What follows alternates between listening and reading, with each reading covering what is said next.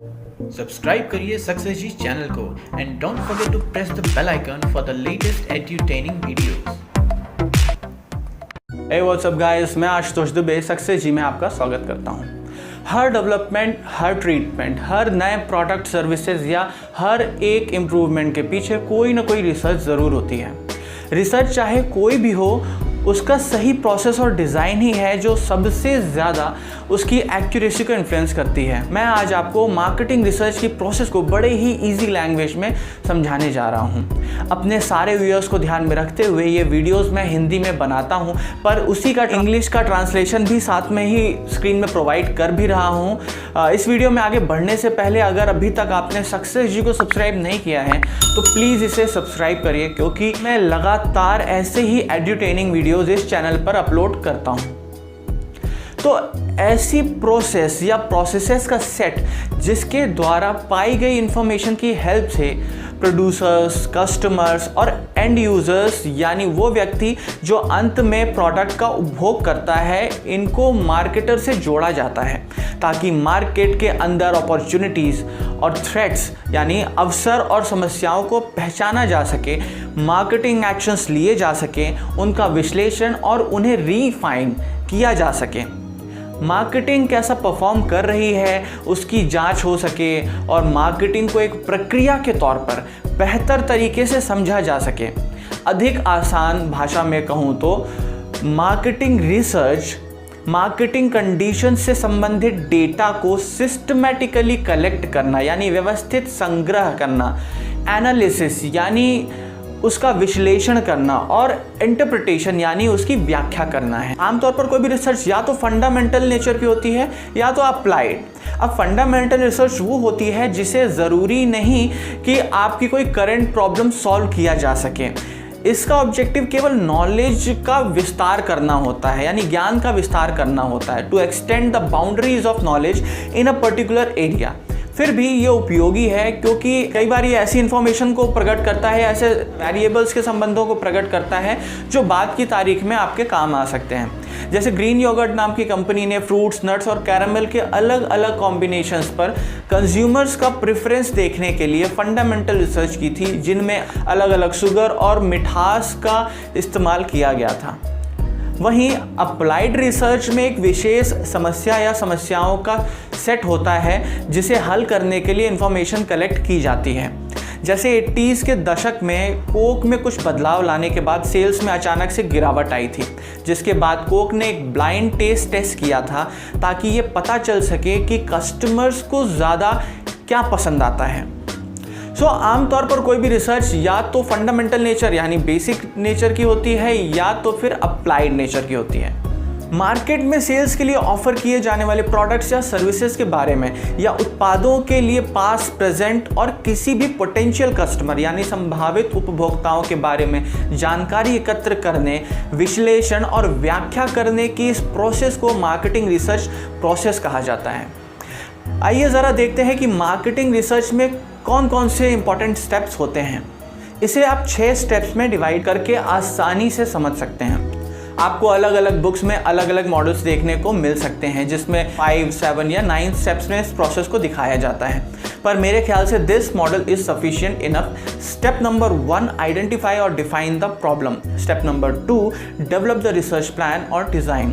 Step number 3, collect the information. Step number 4, analyze the information. Step number 5, present the findings. और step number 6, make the decision. Step number 1 यानी define the problem. Research शुरू करने से पहले ही आपको ये बहुत क्लियर पता होना चाहिए कि आप ये रिसर्च क्यों करने जा रहे हैं, आप ऐसी कौन सी प्रॉब्लम फेस कर रहे हैं जिसकी वजह से आपको ये रिसर्च करनी पड़ रही है। और वो प्रॉब्लम जो भी हो वो बहुत साफ तौर पर डिफाइंड होनी चाहिए और उसे परिभाषित किया जाना बहुत ज़रूरी इसलिए है क्योंकि ऐसा ना होने पर ऑर्गेनाइजेशन के रिसोर्सेज वेस्ट होंगे और साथ ही इस रिसर्च के माध्यम से आप किसी सही निष्कर्ष तक नहीं पहुंच पाएंगे। रिसर्च प्रॉब्लम को डिज़ाइन करने के लिए हर फर्म के पास इन क्वेश्चंस के आंसर्स होने ही चाहिए, जैसे क्या रिसर्च किया जाना है, कंटेंट और स्कोप यानी सामग्री और गुंजाइश, और रिसर्च क्यों किया जाना है, किस संबंध में डिसीजन लिया जाना है जिसकी वजह से ये रिसर्च की जा रही है। रिसर्च प्रॉब्लम डिफाइन करने के लिए आपको रिसर्च के ऑब्जेक्टिव्स यानी उद्देश्य साफ पता होने चाहिए। जैसे यदि किसी कंपनी की सेल्स अचानक कम हो जाए तो उसके रिसर्च का ऑब्जेक्टिव होगा ये पता लगाना कि ऐसा क्यों हुआ, ताकि उसमें सुधार करके वापस से सेल्स बढ़ाई जा सके। नंबर 2, जिस एनवायरनमेंट में रिसर्च होनी है और जिस समस्या के बारे में होनी है उसको अच्छे से रिव्यू करना यानी उसकी समीक्षा करना। जैसे टारगेट मार्केट कितना क्वालिफाइड है, उनका एज ग्रुप क्या है, कॉम्पिटिटर्स का मार्केट शेयर एट्सेट्रा एट्सेट्रा। ऐसी बहुत सारी चीज़ें रहती हैं जो आपको एनवायरनमेंट में देखनी पड़ती हैं। वेरिएबल्स के रिलेशनशिप को समझना यानी किसी भी रिसर्च में कई वेरिएबल्स होते हैं जो एक दूसरे को प्रभावित करते हैं। जैसे एक नए कॉम्पिटिटर के मार्केट में आ जाने से किसी फर्म का मार्केट शेयर कम हो जाता है तो कॉम्पिटिटर ने कस्टमर्स को इफेक्ट किया है जिसकी वजह से हमारे फर्म पर भी प्रभाव पड़ रहा है, क्योंकि जो हमारा कस्टमर था वो अब कॉम्पिटिटर के पास जाने लगा। इसके बाद हर संभव डिसीजन के रिजल्ट का पूर्वानुमान लगाना। हर रिसर्च का कोई ना कोई उद्देश्य यानी ऑब्जेक्टिव होता ही है, जिन्हें या तो क्वालिटेटिव यानी गुणात्मक या क्वांटिटेटिव यानी मात्रात्मक शब्दों में कहा जा सकता है। साथ ही रिसर्च में पूछे जाने वाले सवाल कथन या हाइपोथेसिस यानी हिंदी में परिकल्पना के रूप में व्यक्त किया जा सकता है। ऐसा इसलिए किया जाता है ताकि रिसर्चर्स के मन में रिसर्च को लेकर कोई कंफ्यूजन ना रह जाए। स्पष्ट रूप से किसे क्या और क्यों करना है ये जानकारी होनी चाहिए। फॉर एग्जाम्पल, पता लगाने के लिए कि सेल्स प्रमोशन की स्कीम्स ने सेल्स की मात्रा को किस हद तक प्रभावित किया है, ये बयान के रूप में एक व्यक्त रिसर्च ऑब्जेक्टिव है। सेकेंड स्टेप होता है डेवलप रिसर्च प्लान यानी रिसर्च की डिज़ाइन। ओवरऑल रिसर्च की पूरी रणनीति को कवर करता है। रिसर्च डिज़ाइन यानी रिसर्च प्लान आपकी ओवरऑल रिसर्च की रणनीति को कवर करता है, जिसे आप स्टडी के अलग अलग कंपोनेंट्स यानी विभिन्न घटकों को कोहेरेंट एंड लॉजिकल मतलब सुसंगत और तार्किक तरीके से इकट्ठा करने के लिए चुनते हैं, जिससे आप ये सुनिश्चित कर पाते हैं कि आप रिसर्च प्रॉब्लम को इफेक्टिवली यानी प्रभावी रूप से सॉल्व कर पाएंगे।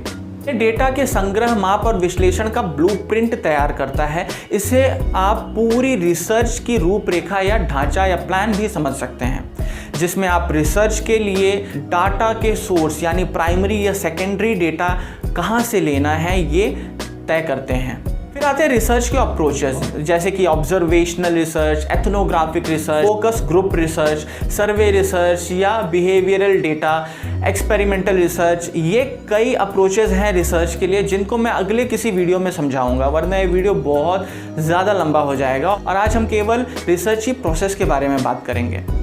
फिर sampling plan, the sampling unit यानी सैंपल कौन या क्या होंगे, द सैंपल साइज यानी कितनी मात्रा में होंगे, द सैम्पलिंग प्रोसीजर और उनका चयन कैसे किया जाना, कौन सी प्रोसीजर को फॉलो करके हम सैंपल डिसाइड करेंगे, ये भी इसी स्टेप में डिसाइड किया जाता है। थर्ड स्टेप यानी कलेक्शन ऑफ डेटा। इस स्टेप में डेटा इकट्ठा करने के लिए ढेर सारे लोगों की ज़रूरत पड़ती है, जो निर्भर करता है कि आप डेटा कलेक्ट करने के लिए किस मॉडल का यूज़ करने वाले हैं। जैसे टेलीफोनिक इंटरव्यूज़ या पर्सनल इंटरव्यूज़, इनमें बहुत सारे लोग और बहुत सारा समय लगता है। मगर इंटरनेट सर्वेज में कम लोगों की आवश्यकता होती है, कम लागत होती है और हफ्तों या महीनों की बजाय कुछ दिनों में ही काम पूरा किया जा सकता है। स्टेप नंबर 4 होता है एनालाइज द इंफॉर्मेशन यानी सूचना का विश्लेषण करना। एक बार जानकारी एकत्र होने के बाद नेक्स्ट स्टेप इसे कुछ इस तरह से व्यवस्थित करना होता है ताकि कुछ विश्लेषण प्राप्त किया जा सके, यानी उससे कुछ काम की जानकारी मिल सके। इस डेटा की एनालिसिस के लिए रिसर्चर्स अलग अलग स्टैटिस्टिकल टेक्निक्स यूज़ करते हैं, जैसे एवरेजेस कंप्यूट करना या मेजर्स ऑफ डिस्पर्सन्स। साथ ही कुछ डिसीजन मॉडल्स भी यूज़ किए जाते हैं ताकि डेटा को एनालाइज सही तरीके से किया जा सके। फिफ्थ स्टेप होता है रिसर्च की फाइंडिंग्स और रिपोर्ट को सबमिट करना। इस रिपोर्ट में सभी जानकारी शामिल होंगी जिसमें आप शोध प्रक्रिया का सटीक डिस्क्रिप्शन, परिणाम, निष्कर्ष और साथ ही एक्शंस भी रेकमेंड करते हैं। रिसर्च में पाई गई जानकारी के अनुसार रिसर्च प्रॉब्लम को सॉल्व करने के लिए क्या करना सही होगा ये भी रेकमेंड किया जाता है। सारी रिपोर्ट्स और फाइंडिंग टॉप अथॉरिटीज़ को दे दी जाती है, यानी जैसे मैनेजिंग डायरेक्टर, CEO या बोर्ड ऑफ डायरेक्टर्स, ताकि रिसर्च के निष्कर्ष के आधार पर वो मार्केटिंग डिसीजंस ले सकें। सिक्स्थ स्टेप होता है डिसीजन लेना। This is the last step of marketing research. जब टॉप लेवल मैनेजमेंट को रिसर्च फाइंडिंग सौंप दी जाती है तब ये उनके ऊपर डिपेंड करता है कि वो इस रिसर्च पर भरोसा करके कोई डिसीजन लेते हैं या फिर रिसर्च को नकार देते हैं और इसकी फाइंडिंग्स को अनसूटेबल मानते हैं। तो ये थे 6 इंपॉर्टेंट स्टेप्स रिसर्च प्रोसेस के। अगर आपको ये वीडियो काम का लगा या पसंद आया तो प्लीज़ इसे लाइक करिए और सब्सक्राइब करें सक्सेस जी को। ये एक एजुकेशनल पर्पस से बनाया गया वीडियो है, इसे सभी क्लासमेट्स से शेयर ज़रूर करें और आपस में डिस्कस करिए। अपने डाउट्स या सजेशंस मुझे कमेंट कर सकते हैं। अगर इस वीडियो में दिखाई गई स्लाइड्स आपको पावरपॉइंट प्रेजेंटेशन के रूप में चाहिए तो मैं आपको अपना slideshare.com का लिंक भी डिस्क्रिप्शन पर मेंशन कर दूंगा, आप उसे जाकर के वहाँ से डाउनलोड कर सकते हैं। आज के लिए हमारे वीडियो में बस इतना ही। Thank you very much.